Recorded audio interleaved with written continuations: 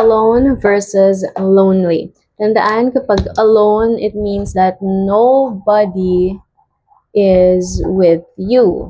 Ibig sabihin, wala kang kasama, mag-isa ka lang. Like, physically, mag-isa ka lang talaga. It's just a fact na ikaw lang yung nandun. Halimbawa, she stayed alone at home to finish her project. Or, he enjoys being alone when reading. Kapag naman lonely, you feel sad that nobody is with you. In other words, yung mga lonely, malungkot sila kasi mag-isa sila. Halimbawa, he felt lonely after moving to a new city. Ibig sabihin, nung lumipat siya sa bagong city, syempre, hindi niya kasama doon yung usual company niya, yung mga friends niya, yung family niya, kaya feeling malungkot siya, feeling lonely siya. Again, kapag may emotion na pagkalungkot, lonely na yon. Kaya nga, missing him, she was blank after the breakup.